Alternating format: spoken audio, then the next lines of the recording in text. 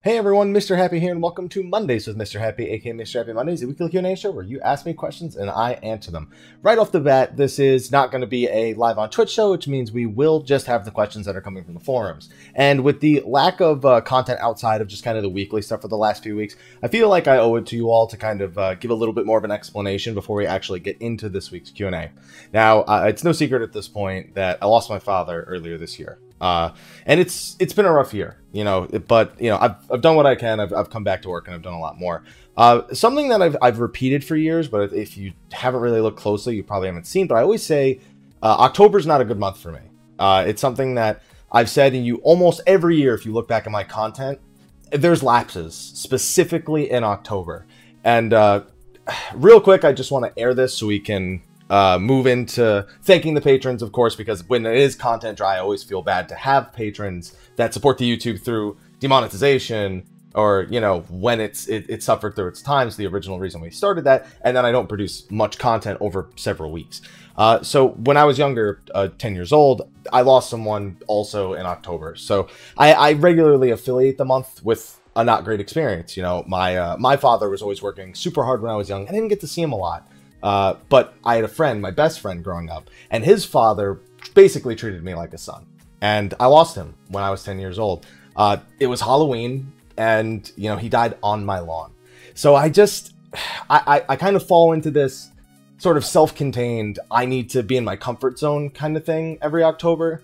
And in my off time, I've just been spending time doing other things, keeping my mind off of things. It's a pattern you've seen before. You saw it earlier this year.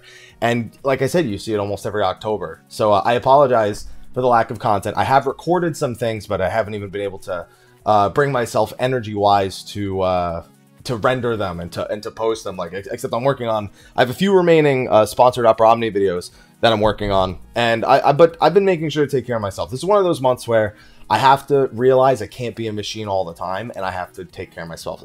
I've been spending time, I've been trying out new restaurants. Mel and I, we're going to be at TwitchCon this week, which a little bit less relaxing. It's a little more work, but, it is away from the computer screen, so it is a little bit of relaxation at the same time. I watched all of Season 3 of Daredevil, which was fantastic, by the way. Even if you don't like Daredevil, just watch Episode 4. I won't say why, but it's the greatest piece of Marvel cinematography that I've seen in anything they've produced. League of Legends Worlds has been keeping me very occupied and very surprised, which I'm sure there's going to be a question or two in the forums here. I'd be shocked if there wasn't one after everything that's happened. And on top of that, Maple Story 2 has been great. It's filling a similar void to what Final Fantasy XI did to me when you guys saw me go on a huge Final Fantasy XI spree not too long ago. And Final Fantasy XI is going to be coming back. Their next anniversary is next month, so we are planning on revisiting that and making sure that we actually have some content for the YouTube channel somewhere along the way regarding Final Fantasy XI. They even have a fan event coming up, and apparently there's going to be big announcements. Not holding my breath about the mobile version, but Final Fantasy XI itself is probably going to be getting some information or some news out of that. So I just wanted to check in with you guys, let you know what's going on with me. I feel like with this kind of industry, with YouTube channels, with personalities that people follow, I owe it to the people who have supported me to be clear with them. And that's why I've tried to be clear with you when I need times like this over the past year, and especially this October, which is obviously the hardest October that I've ever had. But with that, I thanked all of you for watching, for listening to that. I, of course, have to thank the patrons who have been supporting their hashtag demonetized as well. So, of course, we have to thank our two patrons of light. We have Khuja Cross on Jenova, who's always provided us with hilarious screenshots, either hilarious or awesome looking. So, thank you, of course, Khuja. Again, words. I've been thanking you for so many months now. It's almost second nature to me. I don't know what to say anymore. And, of course, Kurenai, who's been a massive supporter over on Twitch, but also wanted to be a huge supporter here on Patreon as well, and is our second patron of light. So, thank you to both of you. Kurenai, by the way, if you want to take screenshots of your 14 character and include them here, might as well open up the floor for both of those. So here's your official invitation for that. But we have tons of names on top of our two awesome patrons of light. Plenty of people who have supported the channel and supported me over these last several months, over this last year almost, since I started thanking patrons on Mondays with Mrhappy. We have our standard sponsors. We have Dark Lumina from Jenova. We have Marianne. We have a Nye-rick and Kayamatsuki of Midgardsormer, Ramil Gaming, Sabo Empire, Mizra, Red Wings of Baron FC from Zalera, Fray Blackheart, Cidus, Oreo, Oreo and Shiva, Syd Hellwind of Gilgamesh, Afro Ninja from Malboro, Cheesecake from Leviathan, That Lame Weeb, Ashen Emiya of Cerberus, Fafarian, Rendil, Giraffeswillrule, Stevie-Rex, and Neon. We have our elite sponsors. We have Carol, Ray, Senchi, Shadowlink on Tonberry, Dom, Asuka Wake from Jenova, Emilianella of Midgardstormer, Sarah and the Fennel Family, Janhyua Yotsuyu, Kifka and the Great Eagles on Exodus, Darkgraver, Katayoshi from Khuja, Skia Symphonia from Ragnarok, Rah Xephon from Exodus, Rynoet Westos the Purple Warrior, Magic Red Steel on Exodus, Lexxie Valentine, Mantaru the Rivivus FC from Zodiac, Sour Cream and Tribes from Jenova, Rynoet Chikara, Goetia Valfer of Siren, Hirsch vs. Fairy, Phoenix Down FC on Goblin, and Saren from Zodiac.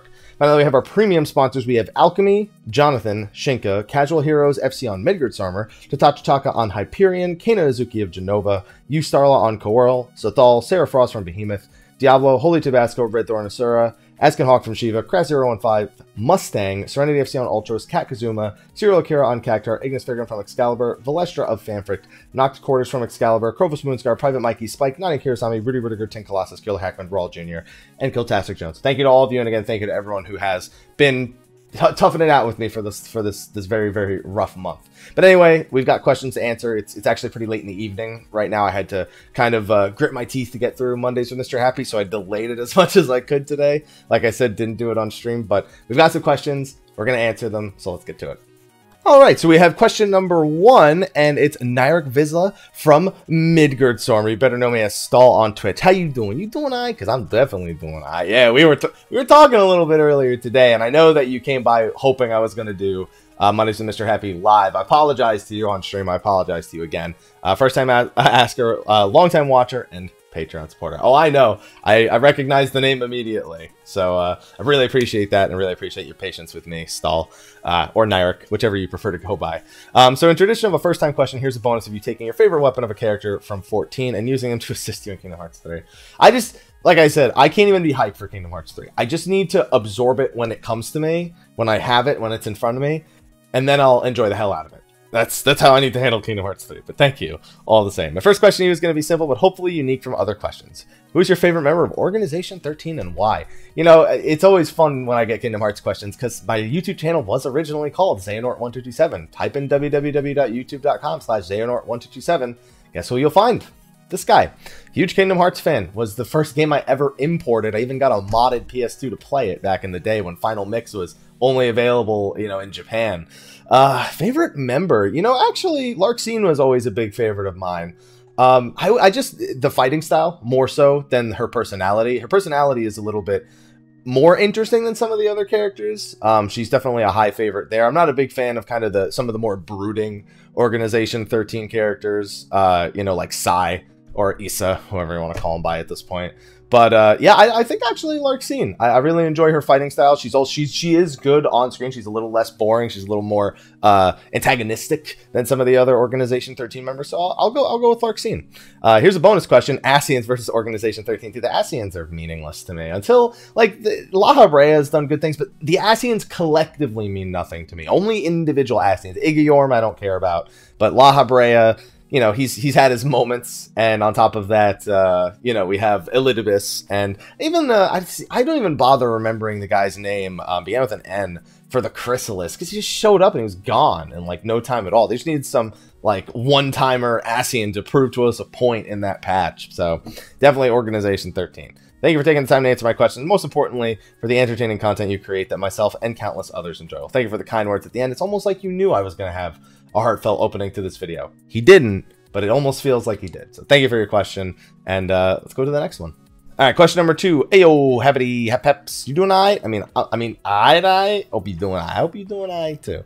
Greetings from Brazil. A hell of a long time viewer. First time asking. So I have an ice cold Caipirinha. You know, so I feel like I've had one of those before. I'm a very simple man when it comes to drinks. I actually enjoyed a few very good old fashions with a few of my Twitch buddies back in Seattle during PAX West. So I'm a kind of newer old fashioned kind of guy. I always like whiskeys, and then I'm a real good, you know, go old school rum and coke, although I like a spiced rum and coke. I don't do fancy drinks all too often, but I'm always down for something. I'm playing 14 since around 2.55, and until the 4-point cycle, never really got an end game. I got carried all the way to turn 10 by a friend Static though, but no Savage during 3.x, mostly due to thinking the content was too hard. or just that I wasn't skilled enough. Come forward by next cycle, decided to take my chances. My surprise, I was able to clear all the way to O10 Savage, working currently on O11, pugging and filling in for statics. Back in the day, I felt like extreme primals were very hard content, but after doing Savage raids, I feel like something switched, especially after O3 and O4. Now I not only feel like EX primals are simple, not easy per se, but just simpler, and also I can read and adapt mechanics with more ease than I used to. It's as if I can see the Matrix. As a veteran to raiding, I would like to know if you had a turning point, if you had a turning point like me. So I've seen the raids, you know, through all this time. That honestly, I got to take these off. The reflection, I know I look tired, but I got to take those off because I can see the reflection in the recording. And also, just my beard looks too luscious with it. But anyway, no, I didn't really have a turning point for raids. I kind of just watched it evolve, so there was never really a turning point. Like, I went from having like markers that didn't give you any information. It was just a marker that told you something was happening. So now we have all these markers. This is split damage. Spread these ones out. This one's a line AoE. This one's a circle AoE. This one's a line split damage. This is a line wild charge style. Like, we used to just have no markers for anything. You just had to die and figure it out. Now you still have to die and figure it out, but there's a little bit more information to tell you what's going on. The only time I really feel like that wasn't true was Hello World, and Hello World does tell you, you know, it does give you some information. It's just not as much information as we're used to getting nowadays. So I feel like that's a large reason why you might feel that way, because we have this, we have these markers now. We have just better information, better on-screen visuals to give us the information that we need. We're not just guessing 90% of the time, or just, you know, throwing, you know, darts at a dartboard until we actually land on the bullseye, you know. Sorry. Yeah, never mind. I was gonna say something. I'm not gonna say anything else. But regardless, all the same, that's the main reason why I feel. And also thank you for the Primal and Savage guides, but also your insight to games and rating, which has encouraged me to take your chances. Yeah, I feel like a lot of people overthink rating, man. Yeah, there's always anxiety, but literally, you don't get better at something by looking at it and saying, that's too hard for me. You get better by doing something. And I know that's not always the easiest thing for someone to look at and go, oh, yeah, let me just do it. It's like, but you just got to dive in. You got to get your feet wet at some point. If you're looking at it and thinking, I can't do that, you've already beaten yourself. You can't beat yourself. You know, let the fight beat you, but don't beat yourself. All right, question number 3. Hello, Mr. Happy. Hope you are doing great. I'm doing all right. I'd say I'm doing all right. Hopefully you're doing all right. My question is, have you ever purposely trolled your static in a weekly raid? For example, 011, I say left or right. So I value my time a lot. I am very much on serious raid nights. I will not, I'll make jokes, but I won't like do anything that's deliberate. Like if I was a healer, I wouldn't rescue someone and get them killed when, you know, we are trying to get our weekly clears. Like it's just not in me to do that. I do more subtle things. Like for example, you know, our tanks, you know, gold is less useful now than it used to be. You know, gold is just, you know, everyone has it, but TP is a lot less of an issue now than it used to be. So I gave gold. My fellow melee DPS, he actually started goading our paladin. Oh, he started goading our white mage, and he would just be like, "Oh, here's a goad for you," and I thought it was hilarious. So then, when his goad wore off, I would goad the same person, or we both goad both healers, and that's like the extent of my trolling, is giving a goad to a healer, or even just giving a goad to anybody, just basically throwing out goads for no reason, and that's it. That's all I did. Now, to be fair, the healers retaliated by trying to kill us with their rescues. They're trolling a lot worse than ours. It also, I think they never killed me. I know they killed the other DPS a few times. They never killed me. I think I was too, like, I knew they were going to do it. This was mostly on Suzaku. They were trying to rescue us through the middle of the room. I'm like, oh, no. I'm standing right next to you. And if you guys try to communicate that you're going to do it, no, I'm standing right next to both of you. I just circling around. I'm like, nope, standing right next to you the whole time. They tried once and I just missed getting me through the middle of the room. So then they pulled the other DPS and killed him instead. But that's it. I like to get shit done. But, you know, you can still have a little bit of fun, just as long as it doesn't wipe the group. Question number 4. Hello, Mr. Happy. How you doing? I'm doing all right. You doing all right? I'm doing all right. First time posters have a bonus of better jump mechanics for better jumping puzzles. I'm always down for better jumping mechanics and better jumping puzzles. I'm always down for both of those. This will be a short one. Which raid tier do you think you have the best, fondest memories with?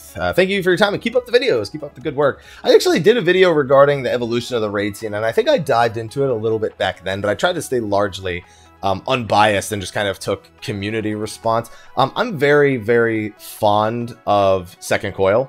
Now, to be fair, I don't think it's the best raid tier we've ever had, but it was, I guess it was such a simpler time back then, you know. Final Coil, everyone looked at, didn't appreciate it as much as Second Coil, because Second Coil was a big culture shock, jumping from first to second. Then Alexander Savage, like, don't get me wrong, I really liked A3, but Manipulator, man.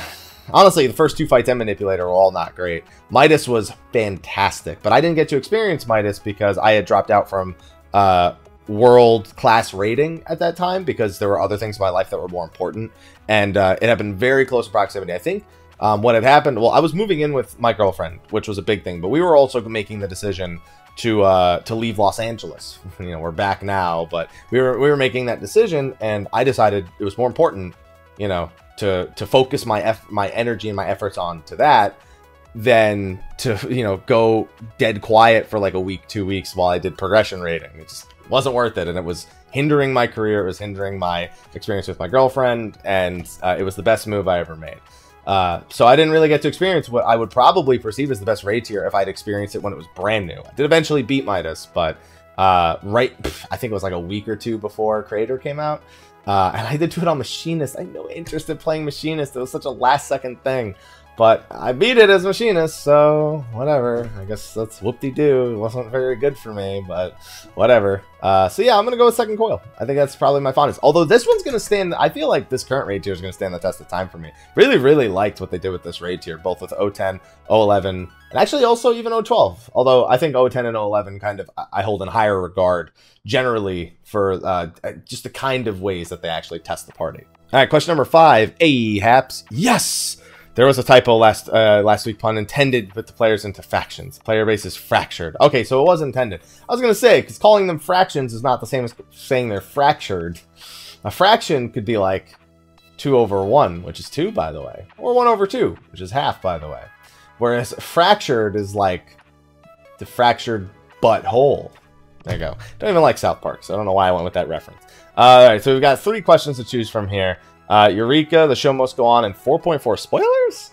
Well, I don't want to take that. So I'm gonna go with Eureka ...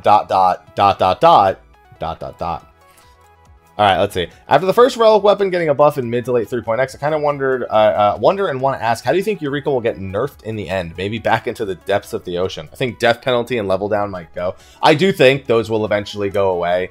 If you haven't been doing Pagos yet, though, it kind of already has been kind of nerfed into the ground. I think they kind of understand people aren't really huge fans of it, so getting people to do it by massively nerfing it has kind of been the big thing. Even if you're not doing the solo strat that I made a video about that had been around, that information had been around for a while, then it's just with between the challenge log, like you could level just off the challenge log, you could do the light farming solo, the NMs, you know, not too much in the way of participation is needed, although killing the monsters, you know, can get a little bit wearing to actually get the NMs to spawn. And then Louis for the ice is another thing, but they've already, like, nerfed it into the ground a significant portion. And Pyros, while it's going to come out and it's going to be however it is for the first whatever amount of time that it's going to be around before they nerf that one too, I kind of think they get it. I kind of think they just get that people aren't huge fans. I mean, they're already saying Pyros is going to be a lot more like Animos than it is Pagos, so I don't expect anything too crazy out of Pyros, but I do expect the whole thing from beginning to end to be completely soloable by anybody come 5.0.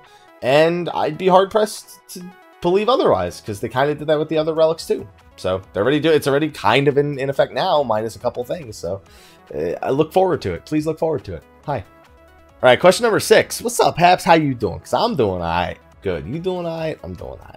Anyways, I wanted to see how you view the current meta in 4.4. Seems to me that Black Mage and Samurai now have the ability to make inroads to the usually close raid DPS groups, given their personal DPS buffs. Do you think at this point there should be a re-evaluation? Yes. I was always of the opinion come 4.3 that Samurai just needed a slight bit more push. I wanted them to just get a teensy bit more of a push. And I feel like they did that. Now, could it still have been a bigger buff? Absolutely. And I still think that would be acceptable. But we are seeing good Samurais prove that that last tiny little buff was a pretty adequate one. Samurai and Black Mage are still the do good or don't do it all kind of jobs. And I don't think that while they have that identity, that any amount of buffs is going to be enough to make people trust the jobs or to make people trust complete strangers to play those jobs. You could have Sphia playing Black Mage. You could have Pharos playing Samurai.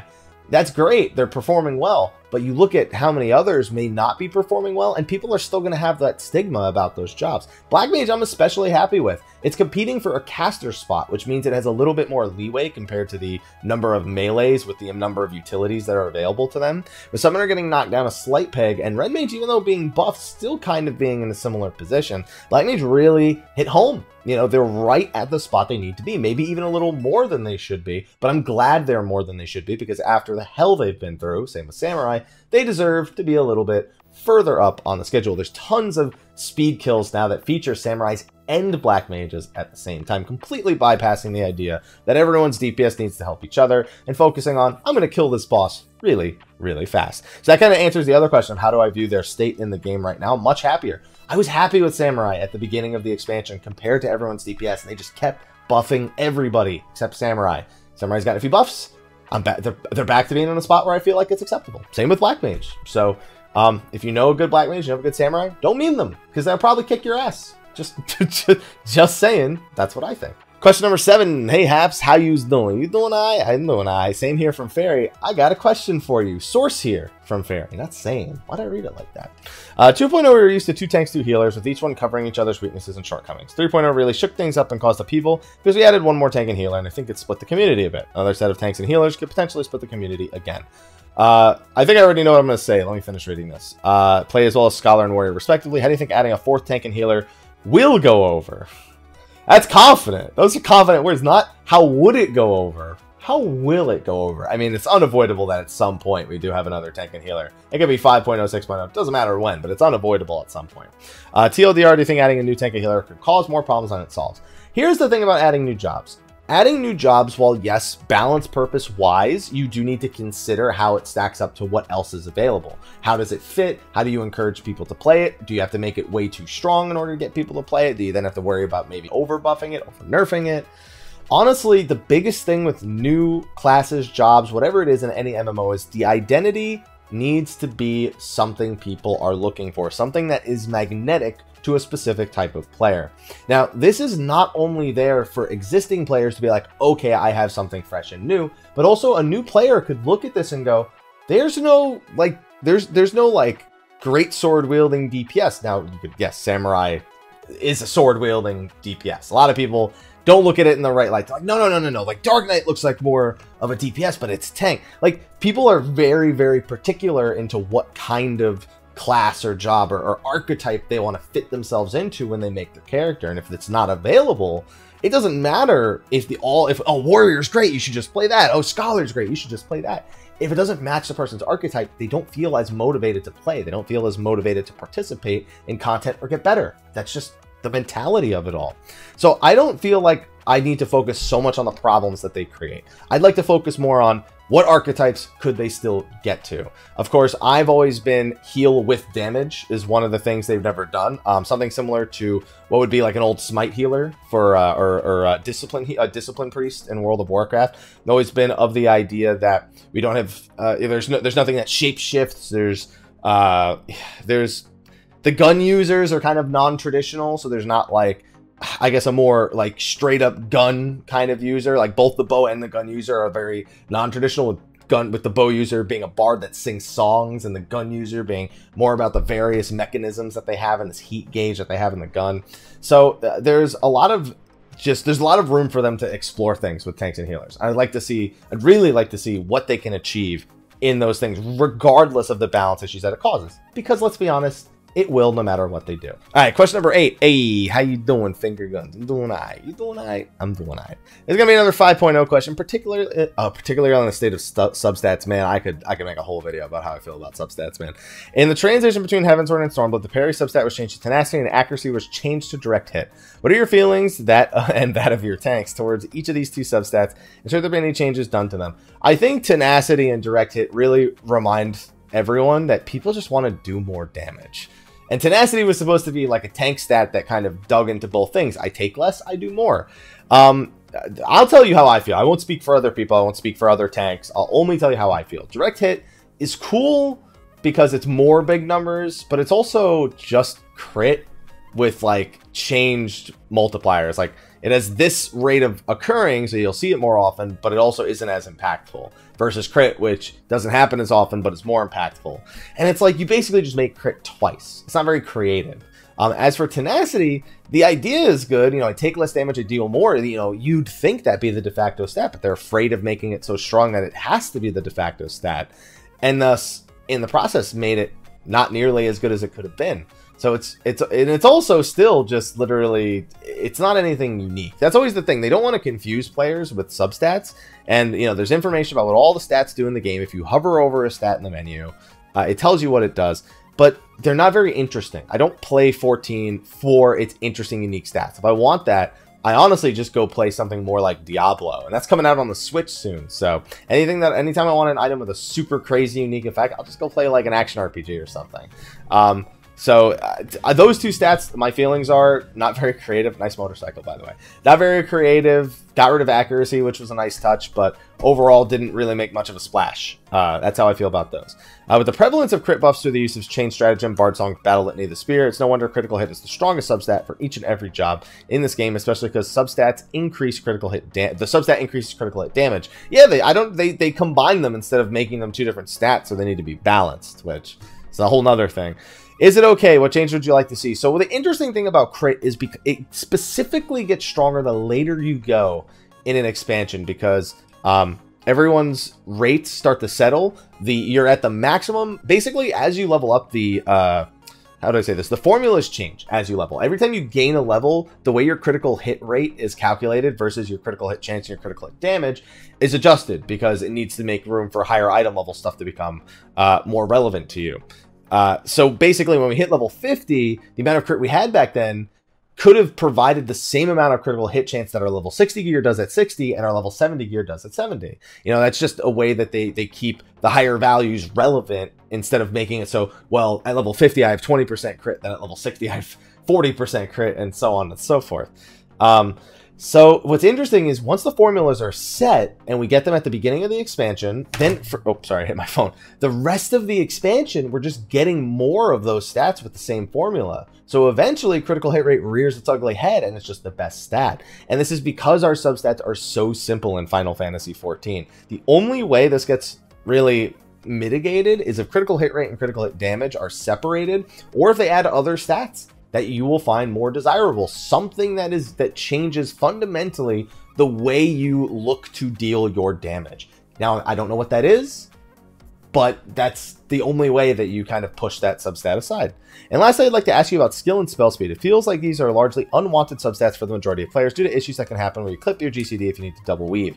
Furthermore, in some cases like Black Mage Warrior, feels like they only take that substat to reach a certain threshold and then go for crit stacking afterwards. I've been playing other MMOs, and what if these speed buffs were to reduce the cooldowns of certain OGCD attacks like Steel Peak and Howling Fist, similar to how the old spear buff operated? Well, I'm sure that would cause some problems for some jobs that like to line up their OGCD attacks like damage buff. Like damage buff cooldowns, there seems to be a lot of jobs that can use it. So for me, it was always more, the GCD clipping is a big thing. Every time you clip a GCD, you're delaying your GCD. So all that speed you just got is lost. That's literally the whole reason why skill speed and spell speed. Realistically, if they want those buffs to be more valuable, clipping needs to not exist. That little 0.5 second input delay that exists after using an action, sometimes it goes as long as 0.6, 0.7 seconds. That needs to be gone. Now, if that's gone, that raises other issues, but it doesn't even need to be that. It could literally just be that GCDs cannot clip. Like imagine that. Imagine if, you know, your OGCD still had this half a second activation before the next OGCD could be used, or your GCDs had this half a second activation before your OGCDs could be used.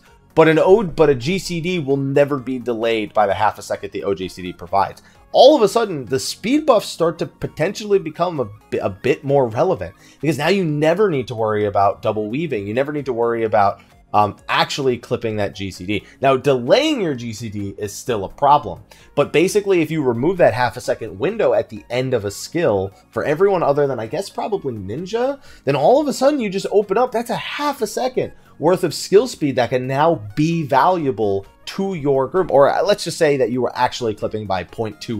You know, you're not going to clip by the whole 0.5 unless you use it literally as your GCD becomes available. So let's say you're clipping 0.21 seconds of a GCD. Now, all of a sudden, add that up. If you don't need to worry about that anymore, that's a lot of skill speed and spell speed that you can utilize very, very effectively. But designing that's a lot different than saying it out loud. It's not as simple as just get rid of the delay. There's a ton of issues that come with that, and a bunch of mismatches where some jobs can't utilize that idea as well as other ones can. So then balance really does get thrown into flux. But I don't know about reducing OGCDs either, because then it becomes even more difficult as for groups to line up their damage buffs. It matters more in organized, like 8-man content versus pug content, but it is something to consider. And then dot durations also are another problem with skill speed and spell speed, because your GCDs can go by faster, but not fast enough to make it so you don't clip your dot too early or let it fall off for a certain period of time. So all sorts of issues that come with that. And I guess the only change I think is feasible is maybe to cut the amount of time at the end of OGCDs to give you a little more squeeze time for double weaving, so you don't have to worry as much about skill speed and spell speed. All right, question number 9. Hey, Haps, no bonus cookie because I ate them. Sorry. It's okay.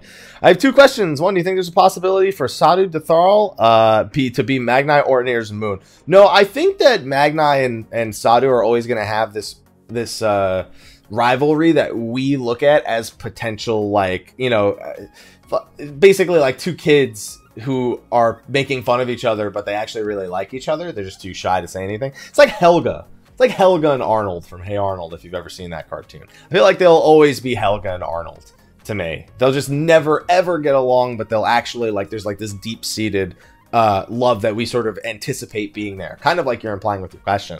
For question number 2, I've been rating Uwu for 3.5 months and only reaching Ultimate. We are not getting there consistently. We only see 1 Ultimate every 2 hours. How'd you recommend, or any wise words for us? Any tips for us to be more consistent? Honestly, being more consistent is about motivation and focus. And if people aren't motivated to win, you're already doomed, because then they don't try their best, and if people make mistakes, you go, oh, my bad. And that's it. That's the end of it. It's like, you shouldn't just be like, oh, my bad. You should be like, okay, I made a mistake. Okay, I made a mistake again. Okay, keep making a mistake there. How can I fix this? You know, how can I remedy this? Or, you know, for, what was the other point that I made? For they needed to care and they need to focus. Some people are like me, they have 2 monitors, and I'm reading chat in the middle of Ultimate until I get to the very end, or at least I was, because I'm just like, well, you know, it doesn't really matter. I don't need my full focus on this. I've practiced that ability to read chat and do the fight at the same time. Like, I've practiced it over years. Some people just do it, but they're not practicing, they just die. So it's always a question of how much focus anyone really has, but consistency comes with practice. In the end, as long as you have those 2 things, just keep trying, and eventually everything lines up and you get a kill. So there's not really too much more I can add there, but keep trying, and that's it. All right, question number 10. Hi, Haps. It's almost Halloween, so have some goodies of your favorite choosing. Well, we had the discussion at the beginning, but I'm not going to shoot a gift horse in the mouse. I will take some Reese's. Yeah, Reese's. I almost said Reese's Puffs cereal. I don't know why. I'm going to buy some of those. Anyway, 3 really short questions. Do you think they would ever implement an AV hard mode? So they've been very clear. The reason Ormvale hard mode doesn't exist is because Ormvale existed in 1.0. When they remade it for 2.0, it basically, they didn't reuse anything. They changed the dungeon completely. They basically had to remake everything for that dungeon and just follow the original design. So they're saying, we've already remade this dungeon once. We kind of don't want to do it again. I think one day they'll finally do it. I don't think that day is coming anytime soon, though. 2, do you think there's something going on with the ship in the peaks? Honestly, if that's not the dungeon in 4.5, I'm going to be really shocked. I fully expected by now for that ship to be a dungeon. I don't think anything, you're implying things have actually been happening with the ship. Based on the ship's projected origin, I don't think that I've seen any change. I don't think anyone's looking either, but without looking back, I couldn't definitively say that the ship has undergone any sort of change. But if that's not a dungeon in 4.5, I'm going to be really surprised. It's going to have to be a dungeon at some point. There's an entrance, and I fully expect there's some secrets about that ship that we don't know, and that we're going to find out it's fucking Alligans again. But yeah, I mean, something's got to happen at some point. Do you think something is going... Oh, no, I already know that. Do you think we might be able to get wall portraits for the other Scions? Oh, we'll get wall portraits for everyone at some point. Everybody wants their best boy Amric to be hanging in their bedrooms. I meant the portrait, not... Never mind. Yes, there will be portraits for all of them at some point. Question number 11. Hey, Haps. First time asking, but a long-time lurker. Hold on, let me move my microphone over. Long-time lurker, so have your first-time bonus, a basket of peaches. Listen, we might make peaches jokes, but I do really like peaches. In the most recent State of the Realm, you mentioned that China had cleared A4 Savage Quick and also an I-190 gear. My question is, since they are on a delayed release schedule, do they get job buffs we get from earlier in the patch cycle? So they do not. Basically, the only things that are really adjusted for the other regions, you know, they get 4.1 as 4.1. With any of the job changes that came with it, any of the bosses that were added with it, but they get more regional specific stuff. I guess a better example that I think we did bring up in the same State of the Realm was, for example, Korea has partnerships with different internet cafes. And if you're in this internet cafe, maybe you get bonus EXP while you're playing. If you're in this one, maybe you level gathering faster, depending on the different partnerships in the different regions of Korea itself. And China gets things, I don't think they get things exactly like that, but those are the kind of things you can expect to change. They're not going to get their own balance changes because we already know what the average balance change is. It's not so much that they have like an active development team there, so much as a company that's responsible for maintaining the servers and the service itself, while Square Enix headquarters provides regional specific things for them based on the market. So no, the big thing with the I-190 clear is all those players had actually played on, or I think most of them at the very least, had played on the global version. They had beaten A4 Savage on the global version, probably using VPNs. And then when the game released natively in their country, they already had all the experience. So at this point, they already know the whole fight and there's nothing to learn. They've beaten it. Now they're just looking at how can we beat this in the most efficient way possible, in the least amount of gear possible as well. So they looked at, they had probably tested this on the global server. At this point, it's either anecdote or me guessing, because I don't know if this is how they figured it out. But they basically just went through a bunch of ideas, I'd imagine, on the global version with item level 190 stuff, and then carry that idea into the Chinese release where they were in full item level 190. And it worked. They went with a triple melee comp with machinists to buff up the melees as much as possible.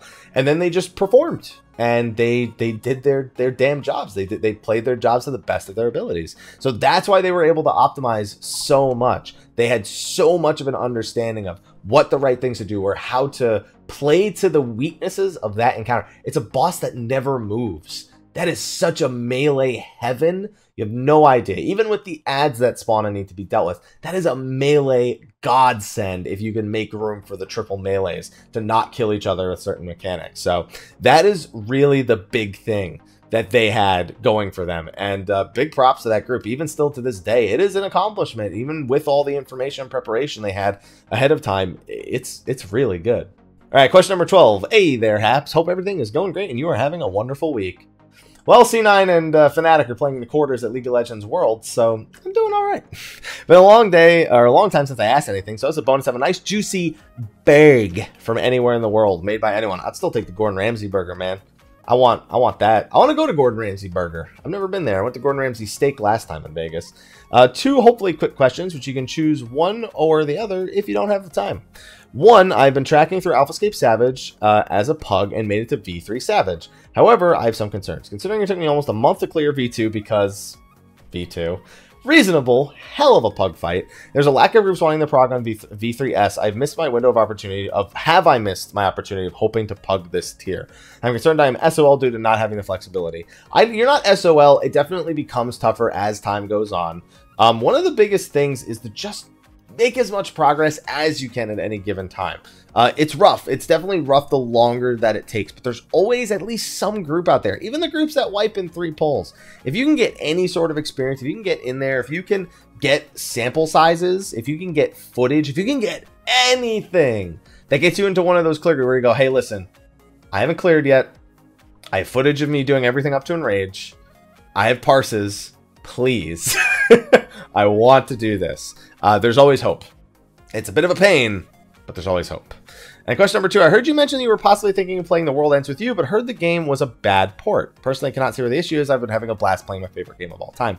I think it's a little disheartening that people aren't enjoying such a classic, but everyone has their own opinions. Has this changed at all? You're looking to give it a go? I'm not going to give it a go off stream, but I think I need to formulate that opinion. I'd heard most people say specifically that the controls on the port were substandard. And that's, to be fair, something that I've heard for other ports. I mean, people look at some of the mobile ports of Final Fantasy games that hit Steam. They look at the menu size, they look at the speed of the menus, they look at certain tricks they used to be able to do maybe in the older versions because of the way those games were designed, and they aren't there anymore. And, you know, I played them in like Final Fantasy IX on Steam. I love the Steam version of Final Fantasy IX. I don't care that it's the mobile port. It's still a fantastic version of Final Fantasy IX.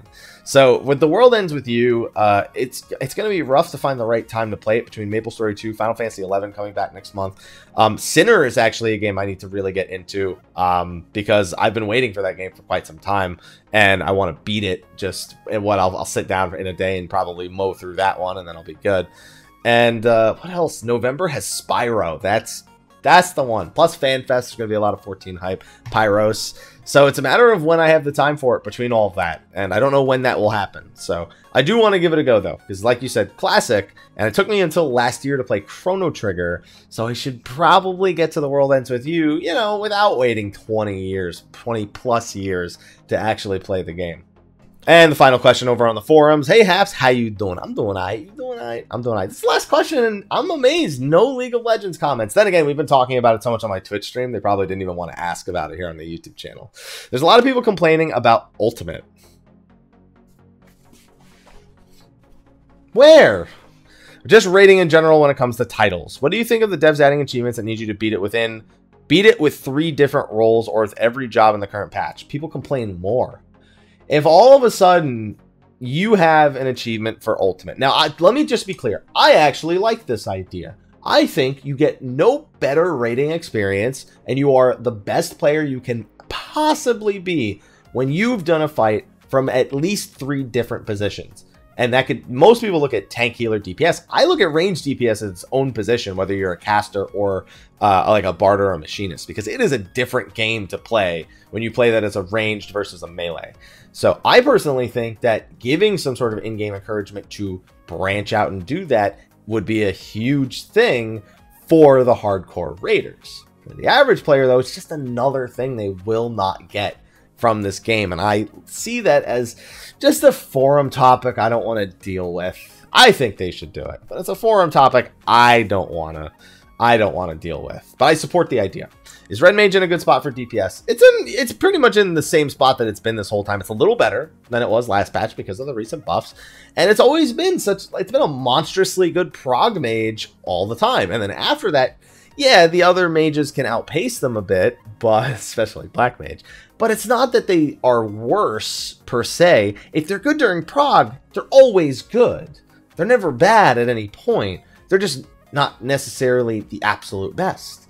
Which is why when people shit on Red Mage, I look at the person who I've progged with for several patches now, who plays Red Mage and does incredible. He does great. He always, in our initial kills, is among the top because he's just got this flexibility on this job for mechanics and adapting to the situation, because it is the king of prog mages. I don't know how much DPS you should be doing, but it should be good. Should be doing good DPS. How about that? Aren't we supposed to get Pyros this week? So they said that Pyros would come just about a month after 4.4 dropped. Now, normally when they say that, it means 5 or 6 weeks. And that's the same statement they've made for other 0.5 patches. And Hildebrand usually is involved in that as well. We've heard nothing. If we don't hear anything this week, then honestly, I don't know if it's happening before FanFest. Because here's the thing. If you wait till after FanFest, it's so long. If you do it before FanFest, okay, no, just do it before FanFest. I don't know, they're taking too long, dude. I mean, it means Pagos was relevant for barely any time at all, but just give me Pyros. I already expect to not like it. Just get it out. They all got to come out at some point, but whatever. We are going to be getting armor and weapon upgrades to 390 though. 380. 380 for Pyros would be my guess, because Onemos was 350 and 355. So the armor was the same item level as crafted gear, and 355 was the same as the extreme primal. So 380 and 385. 380 for armor, 385 for weapons is what I would guess for Pyros. And then the 4th zone would probably take all that shit to 400 and 405, if they even do armor in the final zone, because I don't know that they will. How does level sync actually work? Content is I350 and I400 versus 350. What's better? It'd be better for you to naturally be at item level 350 versus being I400 synced down to I350. This is why when people go back to do UCOB and Ultimate Weapon Ultimate, they generally don't just take the raid gear that they have been using the whole time. They make sets that are specifically designed for these item levels. The big thing with item level sync is materia doesn't play a factor. When you sync down item level wise, materia effects are gone. So you pretty much are always better off doing item level equivalent stuff with melds versus doing item level stuff that's scaled down. Even if the stats are still going to be good, it's just having those extra materia slots really adds up really quick. And then finally, you got a lot of questions right here. You mentioned on one of your State of the Realms that WoW did. You mentioned one of your State of the Realms that WoW did Cataclysm. Yeah, Cataclysm is a thing. Yes, WoW did indeed do Cataclysm. In a sense, is that what they did to 1.0, 2.0? No, 1.0 to 2.0 was a complete game and like engine change and everything. The maps, yeah, kind of, but not really the same way. Like when I look back to like the Barrens pre-Cataclysm, I remember the Barrens. I remember, just not a whole lot of open unless you went to, Wailing Caverns or that other dungeon that was in the south half. The one that was all in the caves, all covered with vines and shit. And then when they changed it, it was like the exact same map, but the way the space was used was completely different. These were different maps for 2.x. They were condensed. They were given more landmarks. They were given more lore meaning, but they were not the same, even remotely close to the same as they were in 1.0 in terms of design, in terms of the map changing. Now, the game collectively did have a lot of changes in terms of the way the world was laid out, areas we couldn't get to anymore. But I wouldn't say Cataclysm and 1.x to 2.x are entirely relatable, just because the concept behind the map changes in general, and I guess the changes overall in those two times, they're just so different in terms of their motivations and in terms of their executions that I just can't draw the parallel. But anyway, and then, but with current 14, how they handle existing MSQ and side quests and old maps, they're probably never gonna touch the old maps. That's pretty much all there is to it. That you just never think about it. Just add new maps and add new quests there. That's pretty much it. But anyway, that's the last question over on the forum. So that is the last question for this video. Since again, we are not live on Twitch. Thank you again, everyone, for watching another episode of Mondays with Mr. Happy. And if you'd like to ask your questions, ask them in the forums in the description of the video. There will be a link there. It'll be to Mondays with Mr. Happy 218 weekly QA. And go over to the Dream Network forums and ask the questions. Guarantees I see them, and as long as they're appropriate, I will make sure to answer them. Anyway, it's late. I'm going to render this because I'm tired and I want to go lay down. So thank you everyone again, and I will see you for the next episode of Mondays with Mr. Happy. Until next time, take care.